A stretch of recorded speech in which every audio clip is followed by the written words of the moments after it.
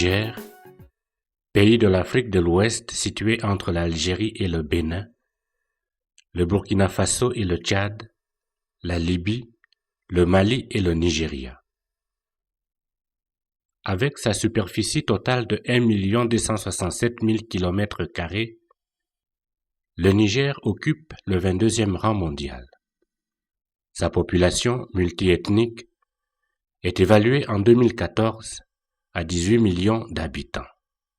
Elle est composée en majorité des Haoussa, des Peuls, des Djerma, des Touaregs et des Kanouris. On y rencontre aussi des peuples minoritaires comme les Gourmandchis. Niamey est la capitale politique. Agadez, Maradi, Zender, Tawa, Difa et Dosso constituent avec elle les principaux centres urbains. أشهد أن لا إله إلا الله.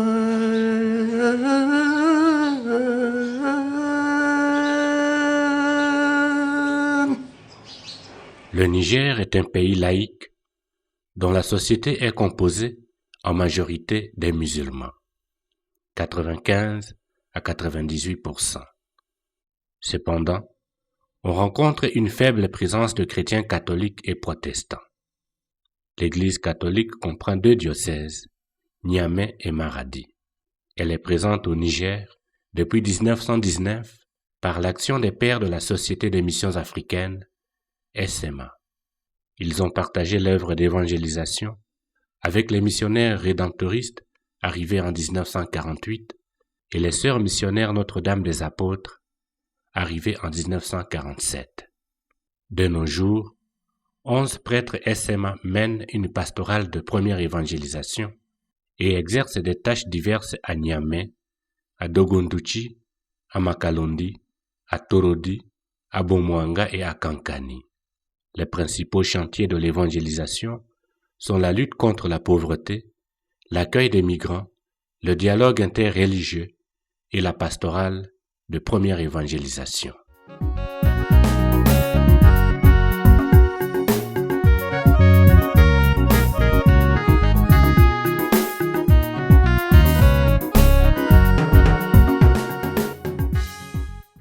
Il y a une opportunité pour la mission propre SMA au Niger. Et le premier point, c'est bien connu, c'est que le Niger, c'est le pays plus pauvre. Selon la ONU, on est les derniers. Alors je pense que si aujourd'hui l'Église catholique, la SMA, veut travailler avec les pauvres, c'est au Niger.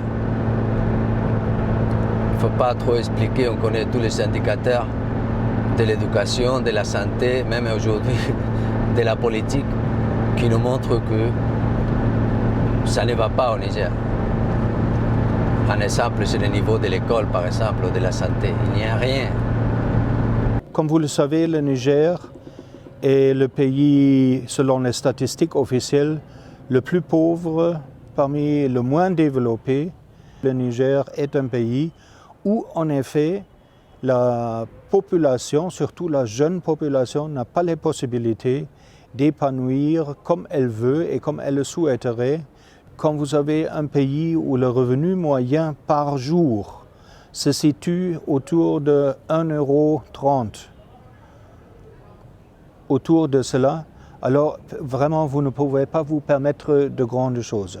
S'il s'agit maintenant de payer une bonne formation scolaire pour les enfants, vous n'avez pas les moyens. S'il s'agit d'avoir les bons soins de santé, vous n'avez pas les moyens. Tout doit être pris en charge par, disons, la société elle-même, par le gouvernement et ses structures. C'est un pays donc très pauvre, mais en même temps un pays très courageux. Un pays qui se lève avec détermination pour s'en sortir, avec l'appui aussi des amis et des partenaires. La lutte contre la pauvreté fait partie intégrante du charisme de la Société des missions africaines. Dans leur mission d'évangélisation, les pères SMA sensibilisent les populations locales à se prendre en charge avec le peu de moyens dont elles disposent.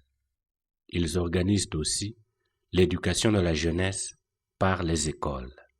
Et on cherche ensemble d'annoncer cette parole de Dieu qui se fait aussi concrète à travers les œuvres de charité qui ne veut pas dire seulement répondre aux urgences.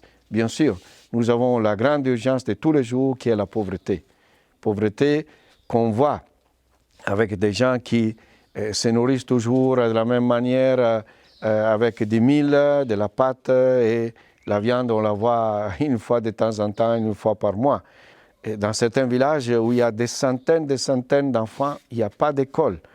Il faut tenir compte que le Niger, c'est le pays où il y a le plus de naissances au monde, 7,2 enfants par femme. Et donc, c'est même difficile pour le gouvernement de suivre un peu tout ce mouvement démographique. Bon, nous, comme missionnaires, bien sûr, on ne peut pas résoudre tous ces problèmes-là, mais on cherche d'aider la population. À Boumouanga, en pays gourmandier, plusieurs actions pastorales et humanitaires sont entreprises. C'est la première évangélisation. On ne peut pas directement aller et donner l'évangile directement, mais on fait quelque chose pour que les gens comprennent qu'est-ce que c'est Jésus, qu'est-ce qu'il a fait pour nous, qu'est-ce qu'on a choisi, c'est nourrir les malnutris. Deuxièmement, qu'est-ce qu'on fait? On aide les gens pour faire le puits et le forage aussi, pour que les gens puissent cultiver toute l'année. Et à la fin, les gens, ils choisissent est-ce que je peux devenir chrétien ou bien je reste comme animiste ou bien comme musulman. Donc ils sont libres pour choisir nous, mais nous, c'est pas comme commerce, on donne les choses pour que les gens viennent, mais juste pour améliorer la vie seulement, on fait ça. À Dogondouchi, paroisse située à 300 km de Niamey et qui compte 60 000 habitants, dont à peine une centaine de chrétiens, les pères soutiennent des projets agricoles. Il y a plus de 30 ans que les premiers missionnaires ont voulu établir ce terrain d'à peu près 2 hectares pour que la population de Dogondouchi bénéficie. Dans ce site, il y a au moins 150 personnes. Donc notre mission, c'est de les appuyer et c'est de les aider à faire le jardin et à bénéficier à partir de ce qu'ils font ici. Nous sommes là auprès d'eux pour les aider à faire le fonçage des nouveaux puits, à aussi réhabiliter les anciens puits et à leur aider en leur fournissant les arrosoirs, en leur fournissant aussi des pépiniers, des salades et d'autres légumes. Et tout cela à travers l'aide qu'apporte à nous la CADEV, ce qui veut dire Caritas Développement Niger. Une organisation dans laquelle travaillent main dans la main des musulmans comme des chrétiens, avec certains qui sont bénévoles, mais d'autres aussi qui sont salariés. Et la CADEV a ainsi participé à beaucoup de projets dans le domaine agricole, dans le domaine de la forestation, parce que le Niger est désertique, dans le domaine de l'irrigation, dans le domaine des coopératives, dans le domaine des accueils des immigrés, dans l'accompagnement des sidéens, que sais-je encore, dans la santé. Partout où le besoin se fait sentir, la CADEV essaie de répondre à ces besoins avec le soutien des partenaires extérieurs. Mais nous disons aux partenaires, attention, c'est la population qui décide comment conduire cette action-là. Mais si vous venez avec l'argent et son mode d'emploi, gardez votre argent. Et notre présence ici est une présence d'œuvre sociale auprès de ces pauvres. Et tout ce que vous voyez ici, tous ceux qui travaillent dans ce jardin sont des musulmans. Il n'y a aucun chrétien baptisé, mais ils sont tous dans notre charité chrétienne. Donc notre mission n'est pas simplement la mission de proclamation de l'Évangile, mais aussi la mission de témoignage de cette charité chrétienne auprès des plus pauvres de la population nigérienne. À Kankani, le père Carlos Bazar introduit les jeunes aux petits métiers. La pauvreté ici, c'est un problème déjà structurel. C'est-à-dire c'est très difficile de combattre avec des petits moyens. Il y a cet essai plutôt de manière symbolique de chercher des métiers pour les jeunes garçons, les jeunes filles. Voilà pourquoi mon travail, c'est d'étudier la culture et la langue du peuple. Pour pouvoir vivre avec eux. C'est le premier point, vivre avec eux. Un peuple qui est pauvre, le plus pauvre. Et c'est à partir de là qu'on peut lutter avec eux contre la pauvreté. Et c'est à partir de là qu'on peut faire des développements. Et c'est à partir de là qu'on peut lutter contre la famine, contre les problèmes de la forêt, des certifications. Faire en sorte que les bénéficiaires de toutes ces initiatives deviennent eux-mêmes acteurs du développement exige beaucoup de patience. On voudrait que les gens s'engagent et participent de leur mieux à tout cela, que ce soit pour mettre des moulins à mil dans des villages pour permettre aux femmes de ne plus piler à la main. C'est la même chose au niveau des écoles. J'ai constaté dans certaines écoles que beaucoup du matériel scolaire est à l'abandon et détruit. Il m'est arrivé de proposer aux parents d'élèves de participer à remettre en état des tables bancs. Ils sont tout à fait d'accord dans la mesure où on apporte tout, mais dès qu'on leur demande d'apporter leur petite part personnelle, c'est beaucoup plus difficile. Il y a de bonnes choses qui se réalisent, il y a des personnes qui s'engagent sérieusement, mais ce n'est pas la majorité des cas. Malgré ces efforts modestes, certains observateurs estiment que la pauvreté au Niger est un phénomène endémique. Cette pauvreté est un phénomène qui va continuer et où il n'y a pas un signe d'espoir que ceci va changer. Ce qui est frappant là-dedans pour quelqu'un qui a connu ça il y a 30 ans et qui le revoit maintenant après avoir été à l'étranger pendant 27 ans, alors on revient et on constate que la génération jeune qu'on rencontre aujourd'hui, c'est la même manière de vivre que la manière de vivre de leurs parents. Ils portent les mêmes vêtements, ils portent les mêmes sandales en caoutchouc, ils prennent les mêmes brouettes pour traverser la ville pour offrir des fruits et des légumes à vendre. Il n'y a aucun progrès. C'est vraiment, on a l'impression que c'est une génération entièrement perdue durant cette période de 30 ans.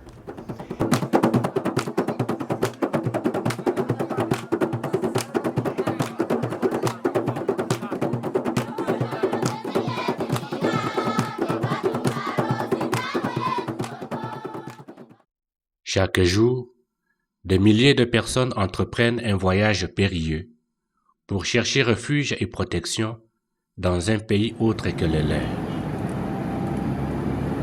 Poussées par la faim, contraintes de fuir la violence ou la persécution, elles abandonnent tout derrière elles et empruntent des routes dangereuses en quête de sécurité. Elles y laissent parfois leur vie. L'Organisation internationale pour les migrations a estimé que dans les 2015, il y a eu 120 000 migrants qui ont traversé la région d'Agadez en direction de la Libye, l'Algérie et après Lampedusa, l'Italie et l'Europe. Il s'agit de flux qui sont réguliers, 2-3 000 personnes par semaine qui quittent Agadez pour aller vers le sud de la Libye principalement. En janvier et février 2016, cette estimation ont été confirmées. Donc il s'agirait de 120 000, 150, même plus de migrants cette année. en direction de l'Europe. Depuis 2014, plus de 7000 personnes sont mortes en Méditerranée centrale en tentant de rejoindre l'Italie. On en sait cependant beaucoup moins sur celles qui sont mortes avant même d'atteindre la mer en traversant le désert du Ténéré au cœur du Sahara. Beaucoup passent par le Niger, devenu de plus en plus un pays de transit. Le père Mauro Armanino, SMA italien, est engagé à Niamey au service diocésain des migrants. Et je suis arrivé ici en 2011 quand il y a eu la crise libyque de Libye qui a explosé. Alors du jour au lendemain, nous nous sommes retrouvés avec des centaines, voire des milliers de personnes qui passaient et qui retournaient de la Libye en fuyant la situation de guerre. Cela a duré plusieurs mois. Les crises du Mali et du Nigeria, ainsi que l'instabilité sociopolitique dans plusieurs pays africains, ont provoqué des vagues d'arrivées au Niger, des migrants souffrant de traumatismes divers. Ils deviennent même les invisibles de la société. Alors on s'est retrouvé avec des personnes blessées, bien sûr, des personnes qui ont souffert de violences, des personnes que personne n'a considérées comme personnes, mais c'est devenu des objets d'exploitation, de refus et parfois aussi de mépris. Et moi, je les ai appelés bien souvent les invisibles, parce que personne ne les voyait tant qu'on n'a pas commencé à parler d'eux, ou bien c'est parce qu'il y a eu des personnes qui s'intéressent à eux. Le service pastoral des migrants accueille, écoute et oriente les personnes désemparées. Alors nous avons commencé ce type-là de service en offrant un lieu d'accueil, un lieu d'écoute, un lieu d'orientation et aussi un minimum d'aide selon les petits moyens que nous avons, du point de vue médical, du point de vue nourriture, du point de vue habits et surtout du point de vue relationnel. En tentant de mettre en contact ces gens avec des communautés nationales déjà existantes ici, du Libéria, de Guinée, de Côte d'Ivoire, de Nigeria, de Sénégal. Nous n'aidons pas ceux qui sont en train de partir. Je voudrais m'appesantir là-dessus. Quand les migrants viennent ici, nous essayons de vérifier que ces gens-là ne sont pas en train de partir. S'ils partent vers la mer, vers la Libye, l'Algérie ou le Soudan, nous ne les encourageons pas. Nous les apportons les nouvelles. À supposer ceux qui sont revenus, qui nous ont donné des nouvelles de comment ça se passe là-bas, nous transmettons cette information aux nouveaux arrivés. Pour les dire, c'est dangereux de ne pas aller.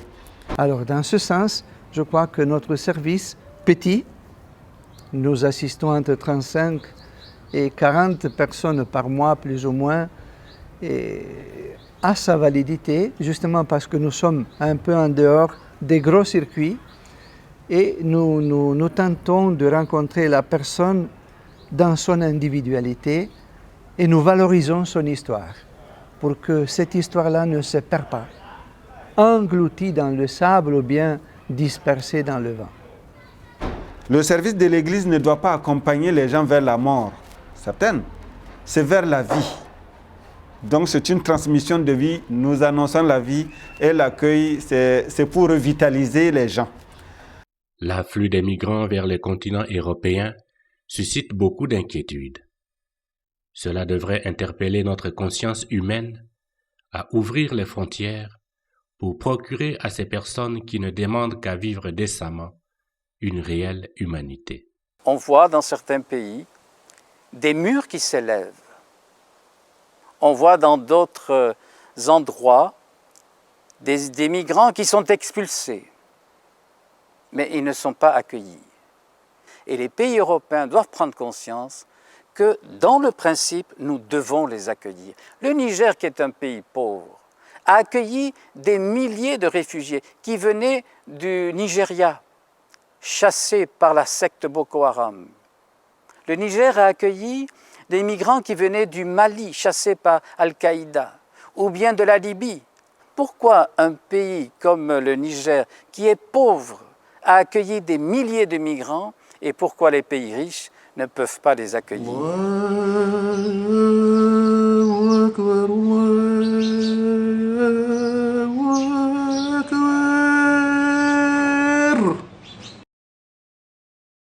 Être présent au milieu du monde musulman constitue l'un des chantiers principaux de l'évangélisation aujourd'hui au Niger. Nous avons toujours eu une rencontre tolérante puisque depuis que le temps de la colonisation, l'islam au Niger est resté de son côté, le christianisme est venu. Avec Monseigneur Berli, nous avons eu à faire le dialogue de la natte, puisqu'il disait que nous ne sommes pas venus pour convertir les musulmans, mais pour faire la présence du Christ au milieu de ce monde musulman. Mais depuis un certain temps, depuis à partir de 2003, je pense, nous avons commencé à avoir des rencontres réelles dans des milieux où musulmans et chrétiens, nous partageons nos expériences sur des thèmes sociaux, des thèmes d'actualité, sur la citoyenneté, sur la paix, sur la tolérance, sur le développement. À mon avis, le dialogue interreligieux, ce n'est pas simplement mettre en présence des gens de religions différentes.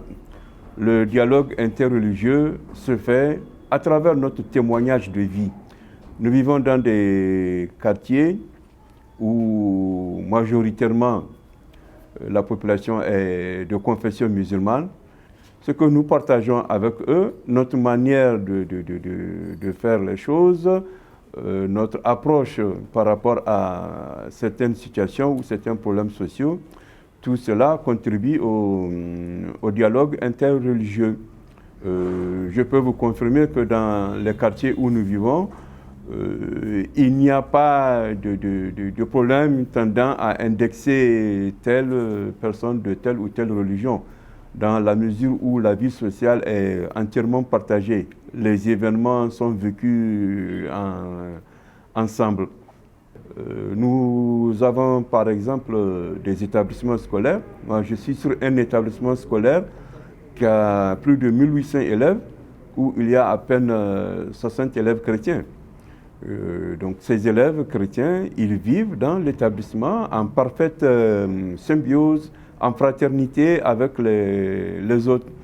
Le nombre majoritaire des élèves musulmans n'empêche pas aux autres de vivre leur foi et d'exprimer leurs convictions, ou ouvertement ou à travers des gestes. Et nous faisons les choses telles que le partage entre jeunes de différentes confessions est parfait. Je peux témoigner que ma conjointe est de religion musulmane. Nous ne vivons aucun problème, aucun conflit, j'allais dire, d'ordre confessionnel. Hein. Et nous partageons des cérémonies. Hein. Quand c'est la fête, quand ce sont les fêtes musulmanes, nous les vivons en famille. Et quand ce sont les fêtes chrétiennes également, nous les vivons en famille. Et je pense que c'est possible. Les dialogues, et j'ai l'expérience de travailler dans la brousse, l'imam, même les professeurs de l'islam, les modibos comme ils s'appellent, ils t'accueillent et ils ne te refusent pas. Alors c'est aussi voilà, un point important pour nous, être capable aussi de descendre pour faire ce dialogue, se mettre à leur niveau, quoi. Il faut peut-être oublier nos théologies et nos dogmes qui vont nous séparer excessivement d'un dialogue sincère, un dialogue qui est basé sur Dieu, quoi, et sur l'homme, un homme qu'on arrive à comprendre par les cultures et les façons de faire et de vivre. Au mois de janvier 2015, un journal parisien, Charlie Hebdo, publie des caricatures du prophète Mahomet. Cela déclenche au Niger une vague de violences jamais observée dans le pays. Les 16 et 17 janvier 2015, à Zender et à Niamey, des jeunes gens musulmans en colère attaquent des édifices et commerces des chrétiens. Des églises sont saccagées, pillées et brûlées. On déplore même des pertes en vies humaines, du jamais vu au Niger, selon plusieurs observateurs.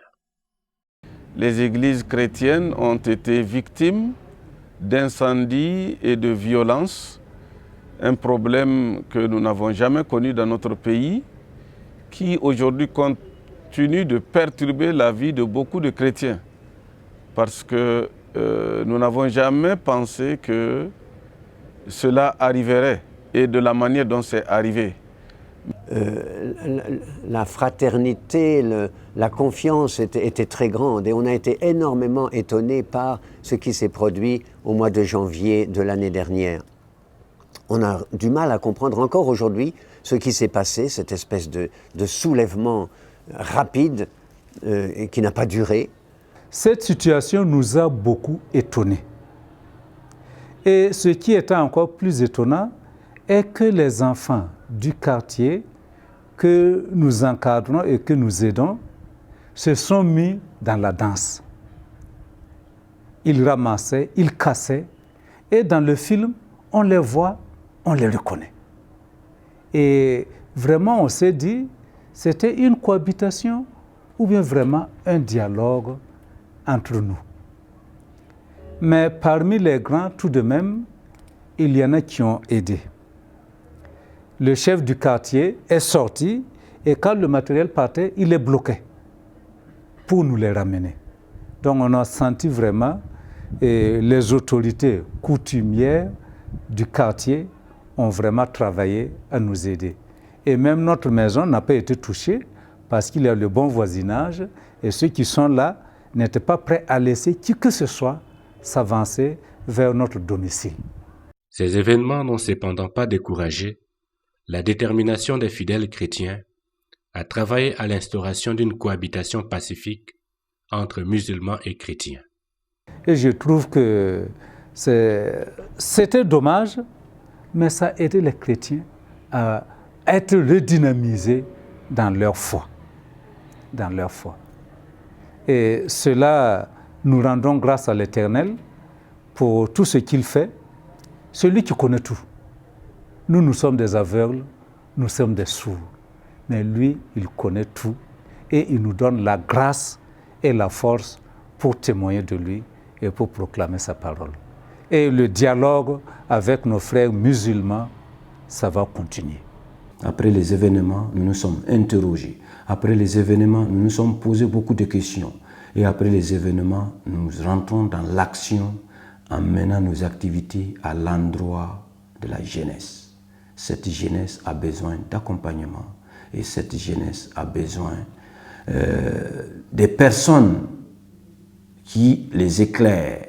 Cette jeunesse a besoin du grand témoignage des leaders religieux, que ce soit chrétiens comme musulmans, pour donner une impulsion à ce dialogue interreligieux. Nous allons continuer le travail. Ce n'est pas un travail d'une journée, puisque nous vivons avec ces musulmans. Nous rentrons dans cette façon d'accompagner et ensemble, nous essayons de nous découvrir.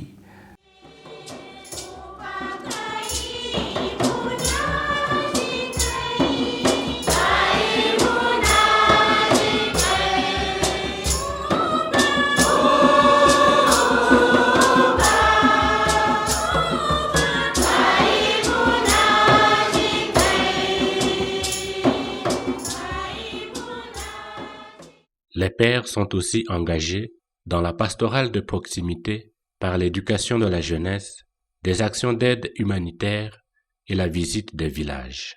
Actuellement, dans la paroisse de Makalondi, il y a 350 élèves des cours d'alphabétisation en 14 classes. Et ces classes-là ne sont pas toutes au centre, elles sont un peu éparpillées un peu dans la savane entre Makalondi et aussi Tchelikolo 2, où il y a à 42 km d'ici, il y a encore un cours d'alphabétisation. Eh bien, notre travail de missionnaire, c'est un travail d'évangélisation, comme on dit. Évangélisation directe, donc avec l'annonce de la parole de Dieu, évangélisation indirecte à travers les œuvres de charité, de solidarité, d'engagement avec la population. Nous cherchons d'aider les plus pauvres, surtout lorsqu'ils sont malades, pour qu'ils puissent se soigner. Notre évangélisation, c'est aussi chercher de s'occuper des animateurs, des leaders, des animateurs de la liturgie, de la catéchèse, qui chaque dimanche cherchent de faire la célébration de la parole dans les différentes communautés. Ce sont surtout des jeunes qui donnent de leur temps, de leur formation pour annoncer la parole de Dieu. À Dogondouchi, on observe le même enthousiasme missionnaire et les mêmes activités pastorales. Et la paroisse compte aujourd'hui 6 villages. Le village plus près de la paroisse est à 10 km et le village qui est plus loin de la paroisse, c'est à 160 km.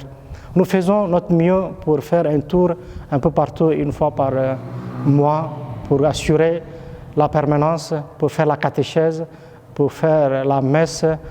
Notre travail n'est pas de faire la conversion des musulmans, mais de témoigner de l'Évangile, et par le témoignage, les gens arrivent à comprendre le message de l'amour de Dieu pour l'humanité. Malgré cette pauvreté, malgré la sécheresse du pays, malgré le climat sahélien, nous, les prêtres missionnaires, nous sommes continuellement présents auprès de cette population qui a besoin de notre présence. Nous cherchons en tout cela d'être proches à tout le monde, parce que quand je parle d'alphabétisation, aide aux malades, il ne faut pas penser que ce sont seulement des catholiques. Et il y a aussi des musulmans, il y a des gens qui viennent de partout, et nous ne regardons pas leur religion, nous cherchons uniquement d'être proches, d'aider comme on peut, avec les moyens qu'on a, avec aussi les conseils de ceux qui sont proches à nous. La moisson est abondante, les ouvriers sont peu nombreux. Voilà, le travail est grand. Malheureusement, nous sommes très peu, mais comme prêtres, il y a aussi une communauté de sœurs avec nous qui collaborent bien. Il y a aussi des catéchistes qui nous aident vraiment beaucoup. Les chrétiens du Niger restent reconnaissants à l'égard des missionnaires qui sèment la bonne nouvelle de la présence de Dieu au milieu de son peuple. Les pères travaillent beaucoup en lien avec les structures mises en place au niveau de l'Église, les comités de solidarité et de développement, et ils s'appuient sur ces comités pour aider la population à sortir de ce sous-développement, à sortir de cette pauvreté. Et ces pères font beaucoup dans les régions de Dogondouchi, de Makalondi, de Boumanga et de Torodi. Nous les remercions pour ce travail qu'ils font dans la discrétion, mais qui donne des fruits et que ces fruits sont palpables au niveau de notre diocèse.